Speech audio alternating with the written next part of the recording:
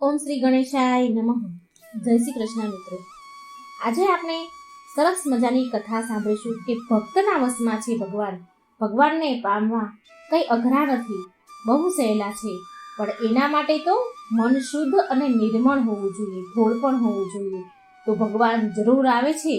બસ આવી જ આ એક કથા છે, સરસ મજાની એક ભક્તની વાર્તા છે. જુઓ ભગવાન એના કામ કરવા કેવી રીતે આવ્યા. તો આ વાર્તાને પૂરા ધ્યાનથી ને હૃદયથી સાંભળજો. એક ગામમાં એક રતન નામનો માણસ રહેતો હતો. એ સ્વભાવથી બહુ સીધો સાદો, બહુ ભોળો. એને કોઈ કામમાં મન લાગે જ નહીં, કંઈ કામ જ ન કરે. એનું તો ખાલી એક જ કામ હતું, ખાવું પીવું અને સૂઈ જવું. ભોજન કરે અને સૂઈ જાય. તે તેના જીવનમાં સફળ થવા માટે કોઈ મહેનત કરે નહીં. માનો તેના જીવનનો ખાલી એક જ ઉદ્દેશ કે એક જ લક્ષ્ય હતું કે ભોજન જમવું. એના સિવાય કોઈ બીજો કોઈ લક્ષ્ય નહીં. જો કોઈ વ્યક્તિ એને કામ કરવાનું કહે તો તે કરે જ નહીં, કરતો જ ન હતો. તેને જો કોઈના ઘરે જમવાનું કહે તો ત્યાં પેટ ભરીને ખાઈ લે અને પછી કહે કે દાણા દાણા પર લખ્યું છે ખાવાવાળાનું નામ. બસ આ આદતના કારણે તેના પરિવારના સદસ્યો તેનાથી કંટાળ્યા હતા. ક્યારેક તેમને શરમ સહન કરવી પડતી હતી. હવે તેના પરિવારના સદસ્યો બહુ ચિંતામાં પડી ગયા.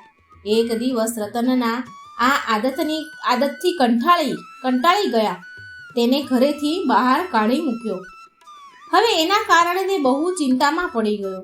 પણ તેની ચિંતાનું કારણ તે ન હતું કે તેને ઘરથી બહાર કાઢી મૂક્યો છે, પણ તેનું ચિંતાનું કારણ તો એ હતું કે હવે તેને ભોજન કોણ આપશે. તે આ ચિંતામાં હતો. ત્યારે એક આદમીએ તેને કહ્યું કે તું અયોધ્યા ચાલ્યો જા, ત્યાં તને બહુ ખાવા મળી જશે. તે માણસની આ વાત સાંભળી રતન અયોધ્યા પહોંચી ગયો. અયોધ્યા પહોંચીને તેણે જોયું કે એક મંદિર સામે એક સંત બેઠા હતા. તે એકદમ કડક અને બહુ કડક સ્વભાવના હતા, ગોળ મટોળ હતા. તે સંતને જોઈ રતનને થયું કે તે ખૂબ જ ભોજન ખાતા હશે, ગોળ મટોળ છે. તો હવે ખાલી તેના ભોજન વિશે તે વિચાર કરી રહ્યો હતો.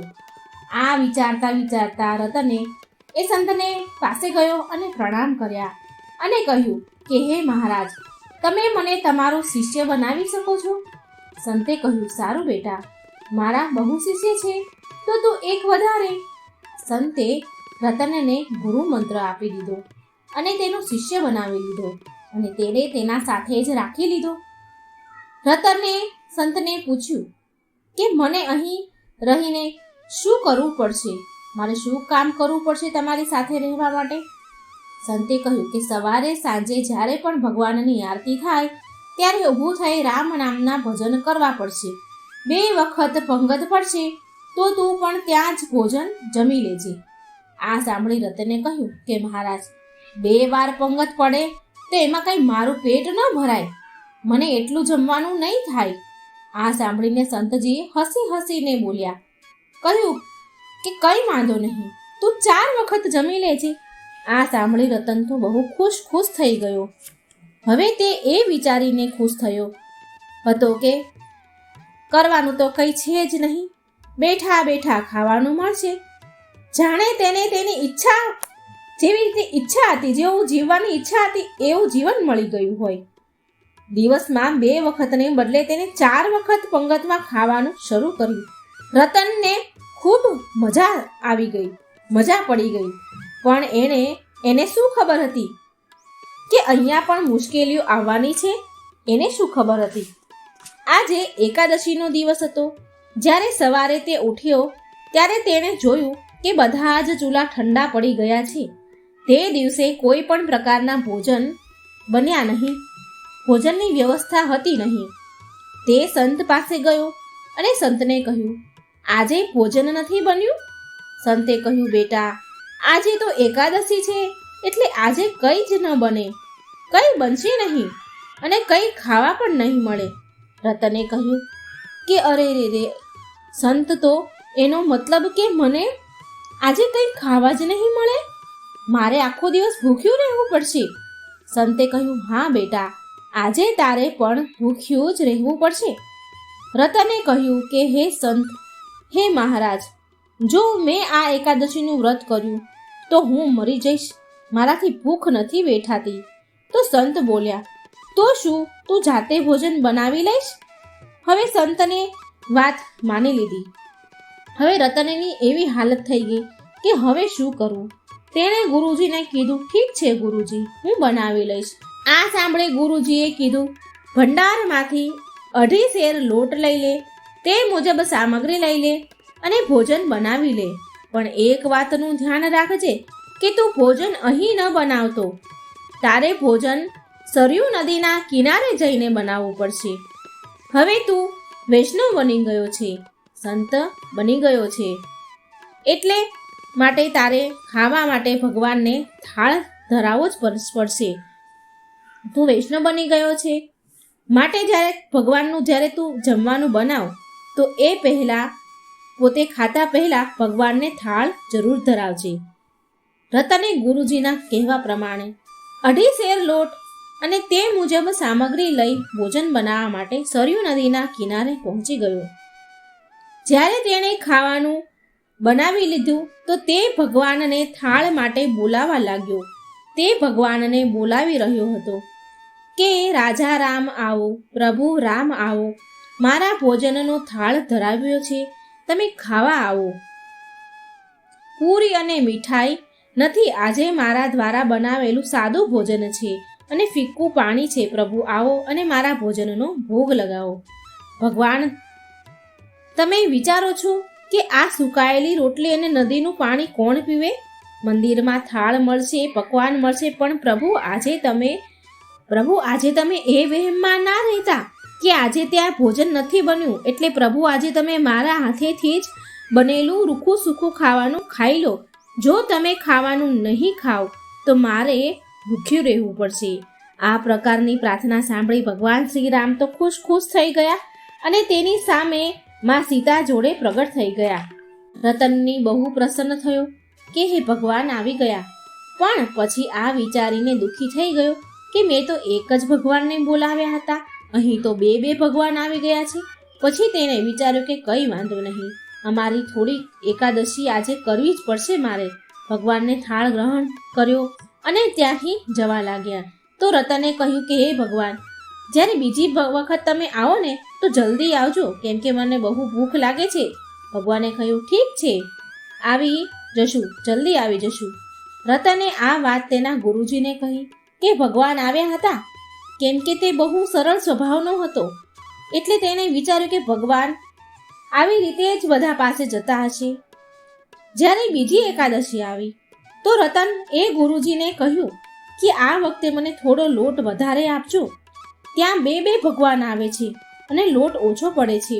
રતનની વાત સાંભળીને ગુરુજીએ વિચાર કર્યો કે જરૂર આ પહેલી વાર ભૂખ્યો રહ્યો હશે ને, જમવાનું ઓછું પડ્યું હશે ને, એટલે વધારે માંગે છે, એટલે જ આવું કહેતો હશે.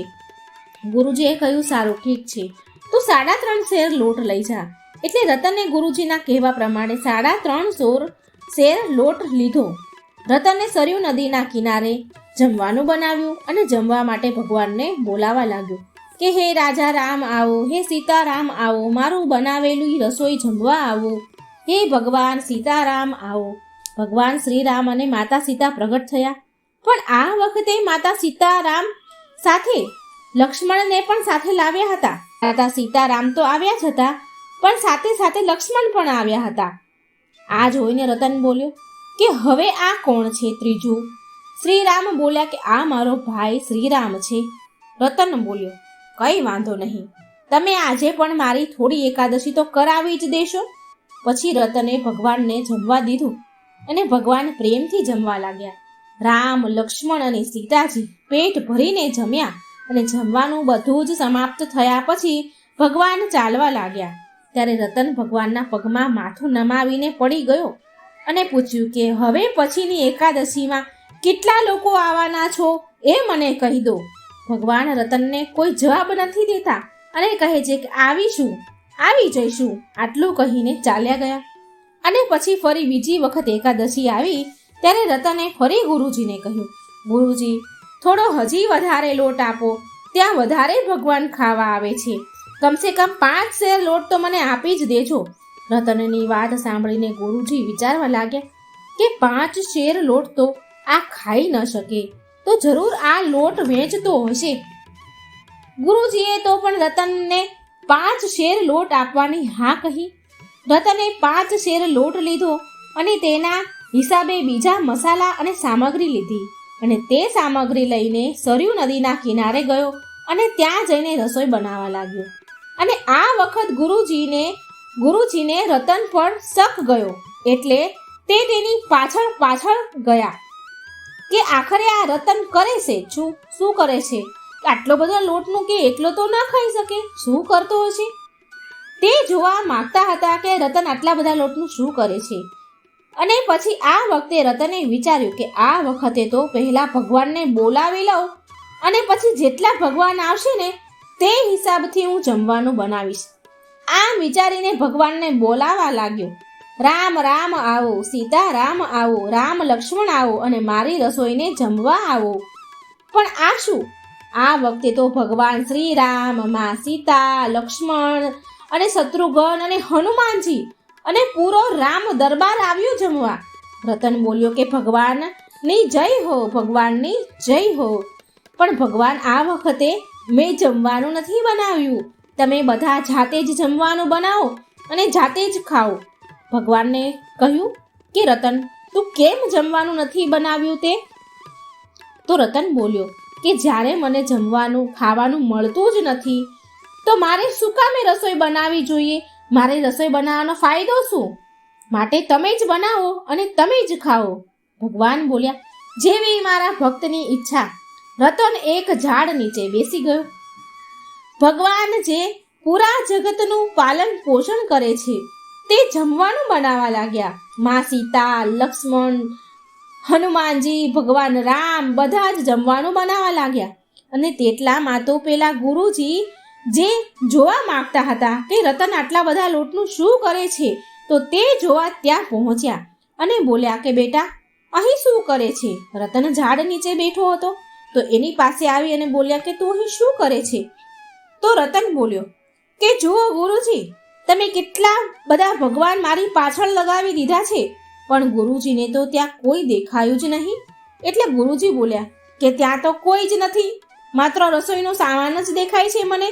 ગુરુજી બોલ્યા કે મને તો કંઈ જ દેખાતું નથી. પણ રતન ભગવાનને કહે છે કે હે ભગવાન, એક તો તમે મને એકાદશી કરાવી છે અને ઉપરથી તમે મારા ગુરુજીને દેખાતા પણ નથી. મારા ગુરુજીને દર્શન આપો, મારા ગુરુજીને દર્શન આપો. હું તો કંઈ નથી જાણતો, મારા ગુરુજી તો બધું જ જાણે છે ને. ભગવાન બોલ્યા કે હું એ તો માનું છું કે તારા ગુરુજીમાં બધા જ ગુણ છે, પણ જેટલો ભોળો અને સીધો સાદો તું છે ને તેટલા તારા ગુરુજી નથી. ગુરુજી પાસે આવ્યા. આ સાંભળીને રતન ગુરુજી પાસે આવે છે અને ગુરુજીને કહે છે કે હે ગુરુજી, ભગવાન એવું કહે છે કે જેટલો ભોળો હું છું ને એટલા ભોળા તમે નથી, એટલે તમને ભગવાન નથી દેખાતા. મેં તો ભગવાનને કહ્યું કે મારા ગુરુજીમાં બધા જ ગુણ છે, તમે એને કેમ નથી દેખાતા? તો ભગવાને મને આવું કહ્યું. આ સાંભળી ગુરુજીની આંખોમાંથી તો આંસુ આવી ગયા. ગુરુજી વિચારવા લાગ્યા કે મને જિંદગીમાં બધું જ મળ્યું પણ સાદગી, સરળતા, ભોળપણ ના મળ્યું. પછી ભગવાને ગુરુજીને પણ દર્શન આપ્યા. રતનના કહેવાથી ભગવાને ગુરુજીને પણ દર્શન દીધા અને ત્યાંથી અંતર ધ્યાન થઈ ગયા. તો મિત્રો, ભગવાન ભક્તના વશમાં હોય છે. તો આ વાર્તામાંથી આપણને શીખ મળે છે કે આપણે હંમેશા સરળ સ્વભાવ રાખવો જોઈએ, નિર્મળ મન રાખવું જોઈએ. અને આનાથી જો કોઈ બીજું ખુશ ન થાય તો કંઈ જ નહીં, પણ ભગવાન જરૂર ખુશ થાય છે. તો મિત્રો, જો મારી આ વાર્તા સારી લાગે તો લાઈક કરજો, શેર કરજો અને મારી ચેનલને સબસ્ક્રાઈબ જરૂર કરજો. જય શ્રી કૃષ્ણ. રાધે રાધે. Thank you.